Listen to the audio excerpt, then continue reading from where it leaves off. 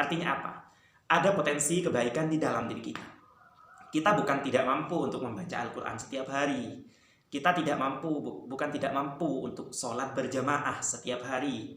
Kita bukan tidak mampu untuk sholat malam sebanyak 23 rakaat setiap hari. Bukan tidak mampu, tetapi malas di dalam jiwa kita. Masih terus membeli. Assalamualaikum warahmatullahi wabarakatuh. Alhamdulillahirrabbilalamin. Wassalatu wassalamu ala sayyidina Muhammadin wa ala alihi wa sahbihi ajma'in. Amma ba'du, sahabat-sahabat viewers yang dirahmati oleh Allah. Sebentar lagi kita akan meninggalkan bulan Ramadan dan akan bertemu dengan bulan Syawal. Tentu banyak sekali faedah yang dapat kita petik di bulan Ramadan ini. Mungkin di selain bulan Ramadan, kita, sahabat-sahabat kita, tetangga-tetangga kita, mungkin tidak sempat untuk senantiasa membaca Al-Quran setiap hari. Mungkin di selain bulan Ramadan, kita jarang untuk melakukan sholat Isya berjamaah. Apalagi setelah itu kita melakukan sholat sunnah sebanyak 23 rakaat. Mungkin itu jarang kita lakukan jika bukan bulan Ramadan. Artinya apa? Ada potensi kebaikan di dalam diri kita. Kita bukan tidak mampu untuk membaca Al-Quran setiap hari. Kita bukan tidak mampu untuk sholat berjamaah setiap hari. Kita bukan tidak mampu untuk sholat malam sebanyak 23 rakaat setiap hari. Bukan tidak mampu, tetapi malas di dalam jiwa kita masih terus membelenggu. Kenapa malas? Mungkin hati kita ini masih kotor. Maka kita diberi bulan Ramadan oleh Allah, bulan yang suci untuk menyucikan hati kita. Maka sahabat-sahabat viewers sekalian, selesainya bulan Ramadan bukan berarti membaca Al-Quran juga selesai. Bukan berarti sholat berjamaah dan sholat malam sebanyak itu bukan berarti sudah usai. Tapi justru ini adalah start kita. Ini adalah permulaan kita.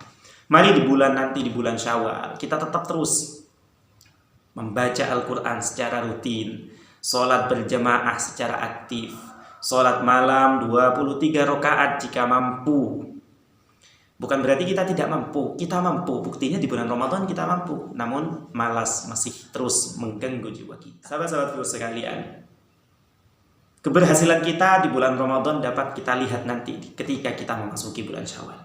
Jika bulan Syawal dan bulan-bulan selanjutnya ibadah kita lebih aktif, ibadah kita lebih masif, ibadah kita lebih istiqomah, berarti kita ketika bulan Ramadan kita benar-benar berhasil menyucikan hati.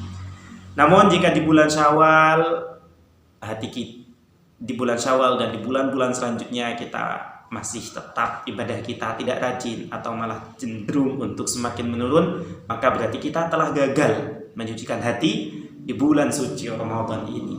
Maka mari kita sejak saat ini kita niatkan di dalam diri kita, nanti di bulan Syawal dan bulan-bulan selanjutnya saya akan aktif membaca Al-Quran, saya akan giat untuk sholat berjamaah, saya akan istiqomah untuk sholat malam. Sholat malam itu bukan hanya ada di bulan Ramadan dan hanya tarawih saja, tidak. Di bulan-bulan setelah ini, di selain bulan Ramadan, kita tidur, kemudian sebelum subuh kita bangun, kita melakukan sholat tahajud dan diakhiri dengan sholat witir.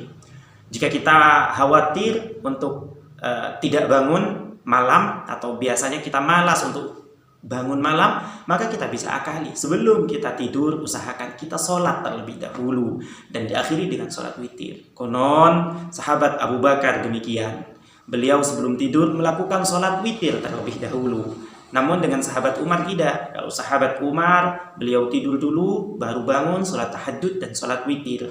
Kalau Sayyidina Abu Bakar, beliau sholat witir dulu, kemudian tidur, dan setelahnya beliau melakukan bangun dan melakukan sholat tahajud. Kita boleh memilih mengikuti sahabat Abu Bakar As-Siddiq dengan cara sebelum tidur kita melakukan sholat, atau kita meniru sahabat Umar, tidur, kemudian bangun di tengah malam, melakukan sholat tahajud, dan diakhiri dengan sholat witir. Ala kulli hal, jangan lalaikan sholat malam. Sahabat-sahabat viewers sekalian, semoga setelah bulan Ramadan ini hati kita menjadi lebih suci kembali. Dan akhirnya kita semakin rajin beribadah kita semakin takut kepada Allah, kita semakin cinta kepada Allah, cinta kepada Nabiullah, dan juga dicintai oleh Allah dan dicintai oleh Nabiullah. Akhiran minni hadanallahu wa iyyakum ajma'in. Wassalamualaikum warahmatullahi wabarakatuh.